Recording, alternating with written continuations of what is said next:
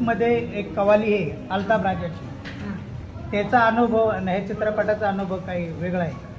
मला वेगवेगळ्या ठिकाणी भरपूर वेगवेगळे अनुभव आलेले आहेत, पण प्रत्येक वेळेस मी नवीन काहीतरी क्रिएटिव्ह करण्याचं काम करतो.